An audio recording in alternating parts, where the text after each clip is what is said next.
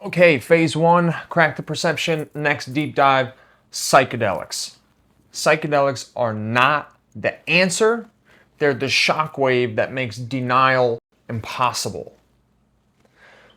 My intro to psychedelics was one of very intense study before I ever tried it. When I was in high school, funny enough, I fucking found Joe Rogan talking about DMT online, and just my curious brain was like, I've never heard anything like this before. What is this? What is this whole world of psychedelics?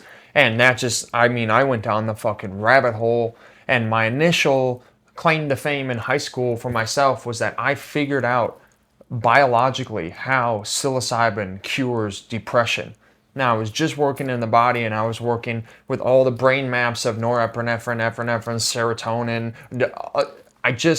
I never wrote this down. I don't really remember it, but I remember getting to a point where I'm like, holy shit, I figured it out. The biological process of why, when the body ingests psilocybin, psilocin, the chemical structure and how it interacts with the brain pathways and the brain pathways of depression, what we know so far, how they link, and theoretically how they should work. I just remember being beyond fascinated with the fact that A, I figured something like that out, and B, that something like that even existed. So I spent probably 4.5 years of just study, and not just Joe Rogan. I fucking did the deep dive, everything. Paul Stamets, Michael Pollan. I went as the McKenna brothers. I went fucking deep, and I wanted to figure this out. And I wanted to know if I did something like this, how could I do it right? Because I knew it needed to be done right, which that is true. And so I spent 4.5 years studying it before I ever tried mushrooms for the first time. And I didn't smoke weed in high school. I got drug tested all the time by my parents, so I figured the fucking paranoia wasn't worth it. I'll just double the drinking.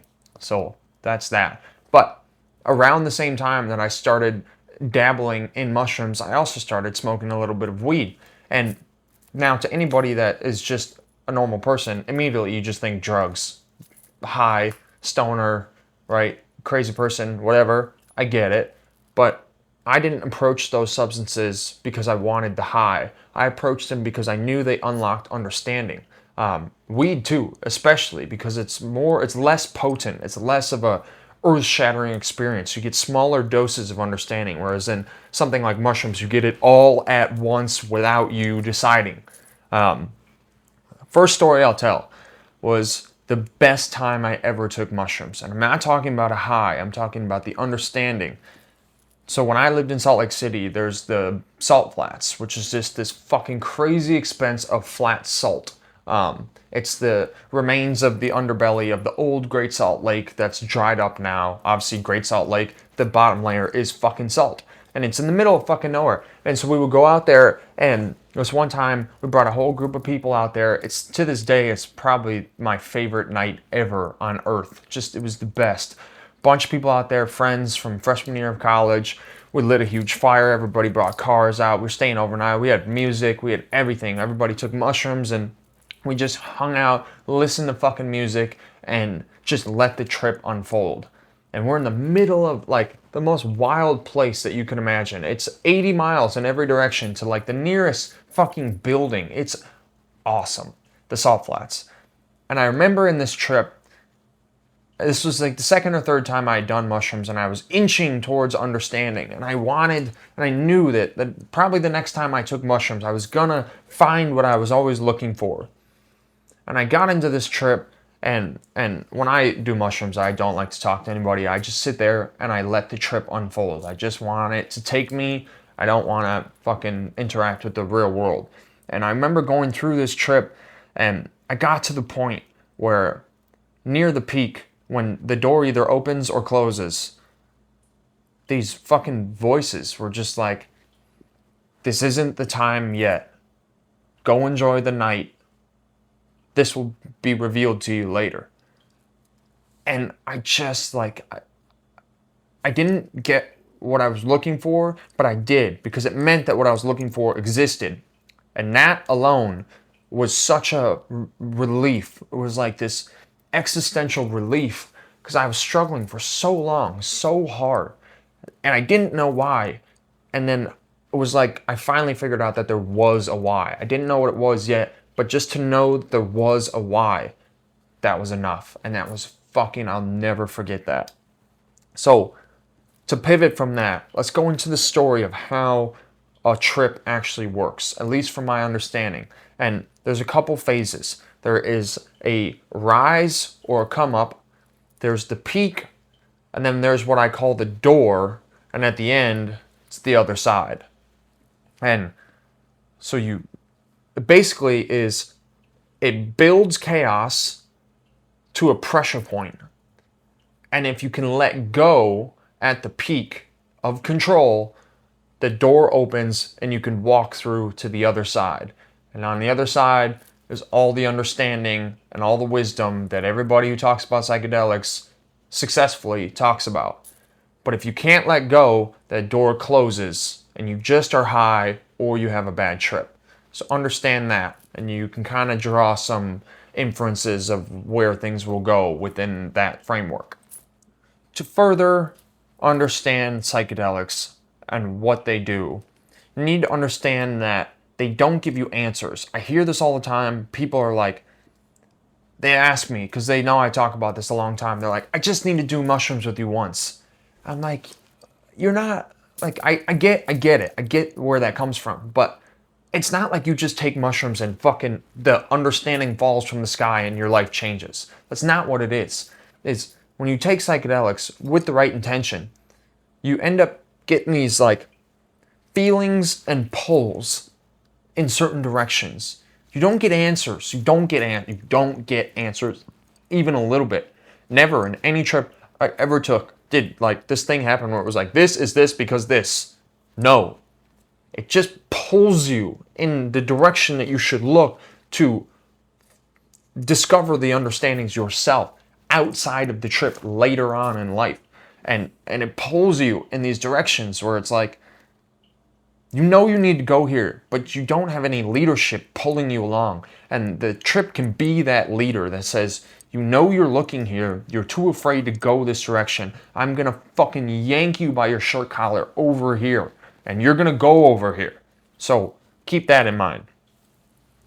The last thing I'll say about psychedelics, just as a general overview, is that the magic of psychedelics is not the trip itself, not what happens, but it's in the constant revisits, the memory, the re-experiencing later on, after the trip is done, that you can draw the pieces, draw the connections, figure out the direction, act on what you experienced. And it's these revisits that have the power. Because if you won't understand what happened fully, but the more you revisit it, days later, weeks later, months later, years later, and you experience life as you keep revisiting, and then the thing you got from the trip, you start to build a library of where it shows up in your life because time goes on. And then you can draw an understanding eventually, and you're like, oh, that's what this was. This thing that happened that I had no words for, whatever, this thing that happened, this is what it is. And I see it because it's been 2 years, and now I know, I get it. So that's the overview of psychedelics. So let's talk about why they're useful in trauma and addiction recovery. Psychedelics are not what most people think they are, and that's an escape. That's the biggest claim against them. Oh, you're escaping reality. You're escaping. You're numbing. You're using a substance to escape reality. No, that's uneducated. Psychedelics are a mirror, they're a dissolver, and they're a magnifier. So they bring you in contact with your own experience, truthfully, and they reflect it, and you have to look at it. They dissolve the defensive structures that you live with. So you have to look at this mirror, and now you can't look at it with all the defense mechanisms you've used so far to distract, numb, dissociate. You have to look at it, truthfully, man to fucking experience, and they amplify and magnify. So it's not only that you have to look at the truth without your defenses. The truth is now so big that you have no choice but to experience it fully. You cannot escape it. You must look at it. And if you don't look at it and at least accept it or open one eye towards it, You get sent into a bad trip. That's what a bad trip is. It's refusing to acknowledge the truth, essentially. And so that's what they do. They also temporarily dissolve your ego. So just like kind of how I said, they dissolve your defenses, that's your ego. And the story of recovery is a story of the ego, largely. And the beginning is birth, and the end is the full self. And what psychedelics do, and in here is the ego story.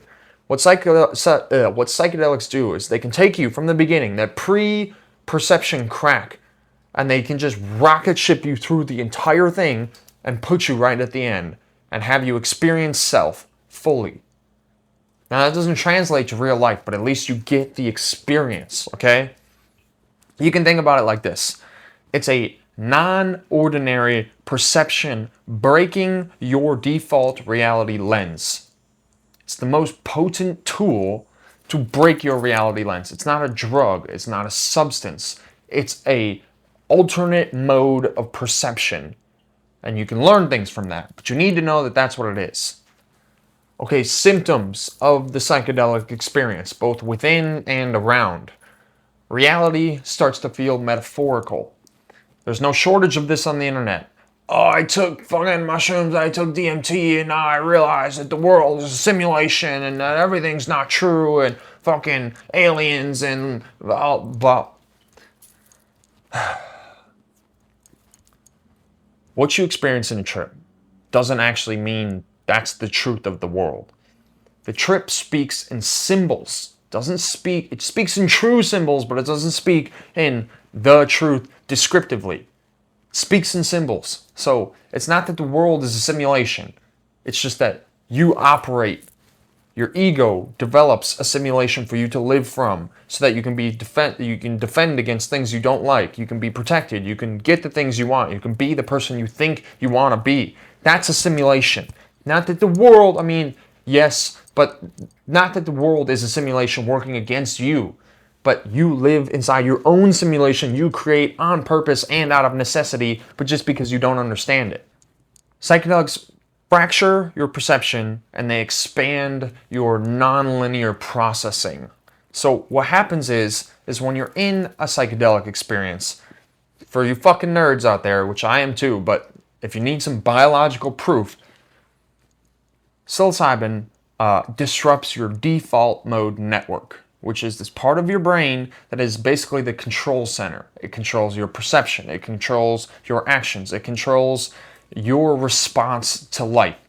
And what psychedelics do is they shift the power from the control center, and they it's sort of like a captain driving a ship. Okay? The captain thinks the island's over here and is convinced and is running the ship so that it goes towards where he thinks the island is. And the captain's the control center. What psychedelics do is they shift the power. Now let's say some fucking random deckhand knows for some reason that the island isn't actually where the captain thinks it is, but is a little bit over here. But he doesn't have power in a ship's hierarchy. And so nothing happens. And maybe they miss the fucking island and everybody dies. But what psychedelics do is they take the power from the captain and they don't translate it all to the deckhand who knows, but they just create the open space for new leadership. So now, in a psychedelic experience, the captain thinks the island's over here, so he directs the ship this way. But he doesn't have all the control. The deckhand can stand up and say, hey, this is the truth. Here's why it's the truth. This is what we should do. And the captain doesn't have an ego, and he doesn't take that personally. So he receives the real information, new information, and they alter course. And now they're headed toward the island. That's kind of a good metaphor for what psychedelics do inside your brain. They shift power from the hierarchy of the control center that usually runs things. They allow other processes to pop up and offer information.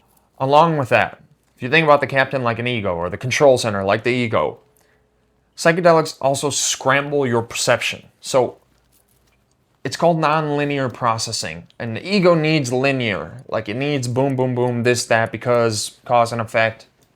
Like that. Okay? But psychedelics are nonlinear perception. And it's kind of like how AI works. Where you type a sentence into AI, what it does is each one of those words becomes a token mathematically. And so each word has mathematical weight. And what it does is it sends all these tokens into this thing called linear space where, and we don't quite understand this yet, but we understand the concept, is that all these numbers have value. They're mathematical tokens. And then when they go into this linear space, it's like this universal mathematical realm where everything has value and things come in gravitational clusters, like around big ideas like grief or love and stuff like that. And so you send the tokens, or AI sends the tokens of the sentence that you typed in into this linear space, and those values move to the places where they belong inside the mathematical structure. But it all happens at once. So it's like you have a sentence and each word has tokens, right? And then all the tokens move to where they're supposed to go. And on the other side of that linear space, it scrambles the tokens so they all have value, and then it predicts the next best word to answer based on the probability of all the tokens and where they lie inside that linear space. So that's dual or parallel processing. It's called parallel processing in AI, but essentially that's what psychedelics do. Things don't run this way for you. Okay, everything has weight, and then all the weight rises up, and then a new direction is derived from all things happening at once, as opposed to one thing happening to completion. All things happen at the same time to completion, and that completion creates a new meaning going forward. Bad trips. I touched on this already, but a bad trip is a good trip. Bad trips are very helpful. I've had bad trips. A bad trip doesn't mean you're bad. A bad trip is just what psychedelics do. They unmask you. They take away your defenses. They take away your personalities you send into the world to protect your true self. They unmask that. And if you don't know that that's coming, and you're unmasked for probably the first time ever, that means you now have to experience life as the terrified, chaotic, traumatized, true self that you are. And that will manifest in the trip. So if your internal is traumatized, chaotic, scrambled, terrifying, your trip is going to be scrambled, terrifying, chaotic, all these things. That's a bad trip. It's just a reflection. Like I said, it's a mirror. It's a reflection of you. And because it unmasks you, you are the trip. And what you see as a bad trip is the reflection of your unhealthy, internal, traumatized state. Furthermore, psychedelics also, like I touched on earlier, lets you glimpse eternity, skips you through the whole process, lets you sit at the end, true self. Again, it unmasks you, but you are not the true self. There is a true self in you, but there's a collective true self that you will eventually find. And that collective true self is God, it's eternity, it's all these things. And it pulls you through to that eternity. It lets you sit there for a little bit inside that peak. And that's why you hear people come back from psychedelic experiences. They say they saw God. They say they saw these existential things that they know make sense, but now they don't have the words to explain it. It's because there are no words to explain the true self, the God. Everybody's been trying forever, but nobody really nails it because it's not nailable. It's not something you can just describe. And so when you get there, it's a body thing, right? You can't explain it cognitively, but you know, like you feel it. And just that feeling alone is like, can be transformational beyond belief. Because if you think in your pre-educated, traumatized state that there's just nothing else to life, like how could there be a God if all these things happen to me? And all of a sudden you literally experience God and then come back. It's like now you can't ignore that ever. It's like I hate this analogy because fucking Andrew Tate ruined it, but it's like the Matrix. Is once you take the pill, you can never go back. And that's like psychedelics. Once you feel that once, you could live your life and pretend and ignore and get to the end and never live a free life. But in the back of your mind, you know that you felt that once. You can justify it, you can minimize it, you can describe it in crafty ways that make it not seem like what it actually is, but you know somewhere in your being that that is something, and that's the something you didn't realize was there before. And because it actually exists, because you felt it, you could get there. You could, but you don't. Some do, but most don't. So keep that in mind. And real quick, Let's talk about the things that people bring back from these trips. They talk about crazy geometric patterns. They talk about entities. They talk about these crazy death and rebirth cycles.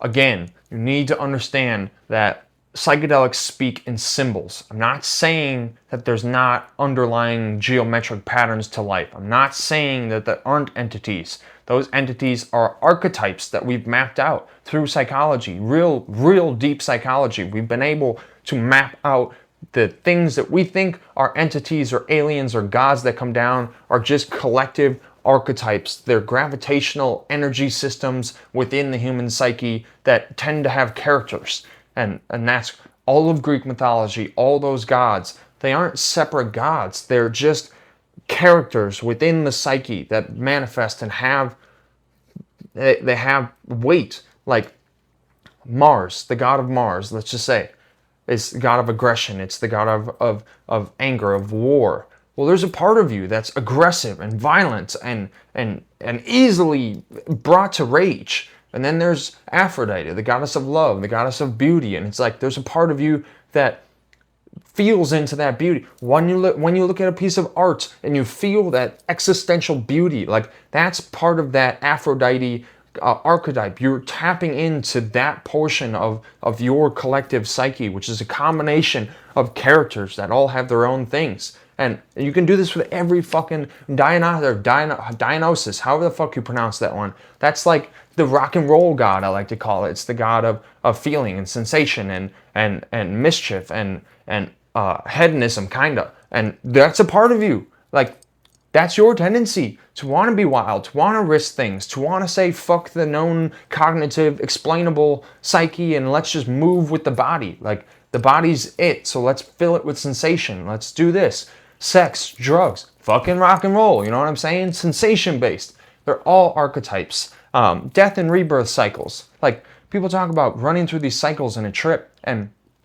all that is it's not that that's going to happen to you, but it's that the existence of all of these cycles people bring back from psychedelic trips proves the existence of the cyclical nature of the universe. Things go in cycles. The universal story is a story of cycling. It's a story of expansion and bring back together and merging and marriage and embodiment and then a recycling back to the beginning, but almost like base 10 blocks where you're not at base level understanding, you're not at another level of understanding, you run through the same universal story. And then that one cycles through again, now you have a higher, and you do it again. And it's just, these things aren't truth. They're symbols, and they're symbols for you to start to broaden your horizons of your knowledge and understanding of the world. Okay, dangers. A lot of dangers here, okay? These aren't something to fuck around with. I have to restrict myself. I got buddies, they know I'm into this stuff, and they're like, oh, fucking, I'm doing mushroom. I'm like, you guys, it's not about the peak. It's not about the high. You're missing the whole point. So that's my tirade real quick. But dangers. Premature use. This is a great metaphor. If you're doing this too early, you're going to shatter the mirror without having a frame. Okay? Now, if you do it right and you have a frame and the mirror shatters, there's still structure there. But if there's no frame and the mirror shatters, what's left? Fragmented pieces of glass that don't show you true reflection. That's what's going to happen to you if you use these too early. Next one. Spiritual bypass. The internet is full of this. It's people that see the truth, which is true. They probably do see the truth, but they don't do, like, you look at these people who claim they've seen the truth, they understand reality, and they're fat. Or you can tell that they have unchecked anger, or you can tell that when someone challenges them, you see their ego get inflamed and they have to defend themselves. You don't have to defend the truth. The truth stands. Everybody knows the truth somewhere deep inside them. So when you have to defend your own opinions, you're now working outside of the truth. You're working for your own validation. This is spiritual bypassing. It is knowing the truth, but not living the truth. Next one, addiction to the high or to the peak. This is the classic, right? If you're just doing psychedelics, you're doing ayahuasca ceremonies over and over and over, LSD, all these things, just to get that feeling of the eternal, feel that peak experience in your body, you're just chasing the wrong thing. In fact, you're chasing, which means you're doing the wrong thing. If you're going after this high, you need to feel this. I want to feel this again. I want to get to this place again. No, It's supposed to take you to a place that you can't get normally so that you can understand where to go in your real life. It's like this insanely powerful coach, you can think about it, like a sports coach. It's like the goal is not to be the coach, it's to be the thing the coach is leading you to become. That's addiction to the high or to the peak. Okay, believing visions are the truth. The trip isn't the truth. The trip speaks in symbols. It's like dreams. When you dream something, it's not that the fucking abominable snowman comes and kills your wife. It's that this monster, whether physical or internal, that might have some sort of connection to cold or snowy or whatever, is gonna come and maybe destroy something that you love. And maybe not destroy as in murder or kill, but reframe you or introduce an experience to you that leads you to see this thing that you love in a whole different light. Like, that's just a random interpretation. Like, that's the point. It's about interpretation. It's not about this equals that. It's about this is a symbol. What can I draw from this? The biggest one, interpreting the infinite while still avoiding pain. Now, what I mean by this is that you can get so easily wrapped up, if you get into psychedelics, with trying to understand the fabric of reality without first understanding yourself. You can skip yourself and start to try to map the geometric patterns of the universe and figure out the psychology of archetypes, figure out how the world works, what moved, what is God, but leave yourself behind and never work on yourself. Never get yourself right first and then try to fix the world. You just try to fix the world first, but yourself is in shambles. Those are the big dangers of psychedelics. Proceed with caution. Okay, again, my favorite part. Everybody tells you what things are, but they never tell you what to do. I'll fucking tell you what to do. Okay, the tools you need, the practices you can use if you want to bring psychedelics into your recovery story. Set, setting, and education. Set the place that you do the mushrooms. No, a concert is probably not the best place for you to have a transformational experience.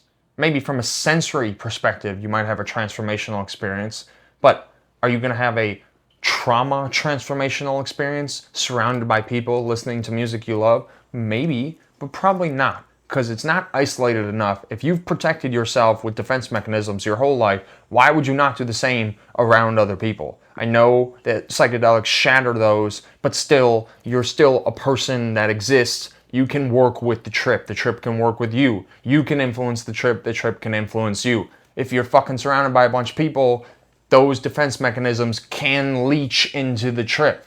The set is important, where you do it, who you do it with, okay? The setting, a little bit different than the set. Set is the place and the people and the surroundings. The setting is your intention. Why are you doing this? Are you doing it because you want to trip balls? Wrong. Are you doing it because you want to solve all your problems? Wrong. The set, your intention needs to be to go into the experience with no expectations. None. You are an offering to the psychedelic medicine. The medicine will teach you.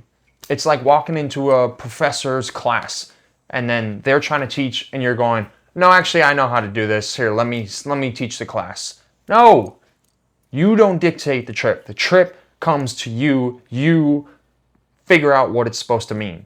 Integration. The trip might be transformational, but if you don't do anything about it, it means nothing. It just lives in your brain, which isn't reality. Okay? So it needs to translate into things. What things? Physical fitness.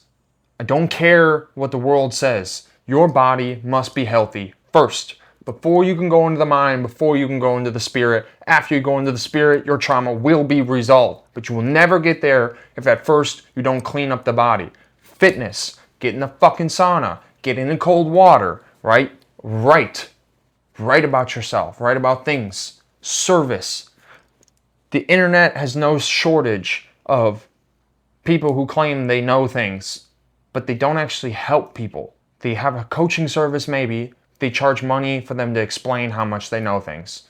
And they don't help people work through things. They just explain.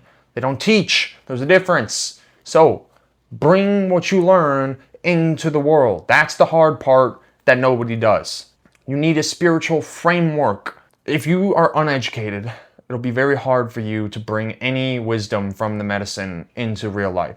So you need to have symbolic literacy. Go read psychology. Learn the symbols that all smart people before you have already figured out. Map the myths, all the great stories. The Egyptian pantheon, the Greek pantheon, fucking Roman pantheon, fucking Joseph Campbell, fucking all the great stories, right? Harry Potter, Lord of the Rings. These aren't fantasy. They have structure. Find the structure. Find where you fit inside that structure. Find your structure layered on top of all the other structures. That's mapping out myth. Become aware of the ego's tricks. The ego is a thing. It exists. It plays tricks on you. If you don't know what the ego is and you don't know the tricks, you're susceptible. Learn so you're not susceptible. A mentor or a guide, either during the trip or after, a guide is almost necessary. I say almost because I did it alone, but my guide was all the education and learning and study that I did. I knew what I was doing. But if you don't know what you're doing, find someone who does. And they'll lead you through the process of therapeutic psychedelics, not recreational psychedelics. There's a large difference. Find somebody who knows the difference, and they'll help you. Okay, wrapping up. What is the gift that psychedelics can give you?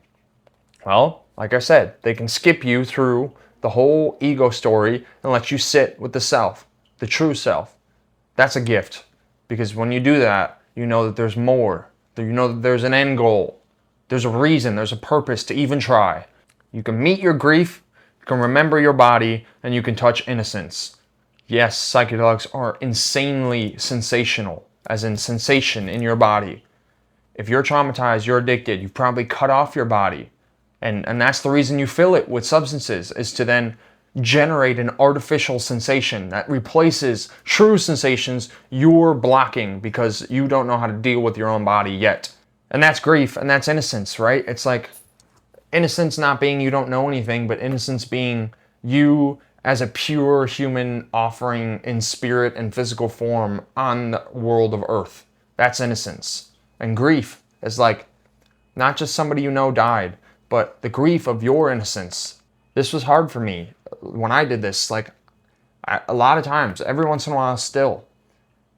Like I just think of what it could have been like if I didn't have the childhood trauma that I have. All the things I missed, right? It's it just coming to the top of my head. The girls I could have slept with, but I was too afraid of sexual intimacy, given the childhood sexual abuse trauma that I had. I was so there so many times, and I never did it. And that's good and bad, but just the loss of that opportunity, as fucking weird as that sounds, it's like all the times I was too shy and too scared to be myself in a situation that could have been a super positive and heartwarming memory, but I was too sheltered by my own self that I never stepped into that. And I think about every time that happened. And it's not the goal to wish that it was different. Grief is just understanding that it is or was the way it was and that you're okay with it. But you can be okay with it and be sad about it at the same time. Those can coexist. They're supposed to coexist. That's what grief is. Not wishing it was different, being okay with how it was, and allowing yourself to be bummed about how it was. You can discover that trauma just froze you, didn't break you. You're not broken. You're not unsavable. Trauma is a response that your whole being sends to an overwhelming event. And psychedelics can show you that you're just frozen and you have yet to be blossomed. And that's purpose. You have a purpose. Like there's something yet to happen. There's more than just the feelings that you feel right now. You can strip away everything that isn't the question. This is important. Recovery is confusing. In fact, it's probably the most confusing thing that there is. And if you are just red herringed by so many things, you'll never move quickly and efficiently. You might never get there. And so psychedelics can remove all the things that aren't important to your story. And that's important because you have no idea, probably, where your story is supposed to go. And you can be attached to all these different directions that just take you nowhere. And psychedelics can show you that these things are going to take you nowhere or have taken you nowhere. And then you can bring that into the real world and avoid those things and stay true to the path. It cuts the veil, cuts the ego veil, probably for the first time, dissolves the defense mechanisms, make you look in that mirror, unmask you. That's good. It's terrifying. It's very powerful. It's very potent. But if it never happens, you never know the veil is there. Okay, so in closing, psychedelics, within the crack the perception, the beginning phases of the recovery process, psychedelics prove that you're not broken, you're just unopened. That's psychedelics, okay? The next phase, the next deep dive inside the first phase is going to be rock bottom moments. That's the next video. It's going to be talking about rock bottom moments. Now, I want you, if you're comfortable, fucking throw it in the comments what psychedelic experiences have done for you so far. Questions you have that are unanswered from experiences. I can help you understand them. You can go check out my Instagram, UncleSam_fit, F-I-T. I coach. This is what I do. I understand the whole process, wherever you're at, whatever phase you're at, let me know. I can work with anybody at any point, and I have the tools and the practices and the knowledge and the understanding and the personal experience to bring you forward as far as you want to go, if not the whole way. So get in touch with me. Stay on this YouTube. There's plenty of the rest of the phase 1 series is to come, then phase 2, phase 3, phase 4, and all the other good stuff. That's what I got. That's psychedelics.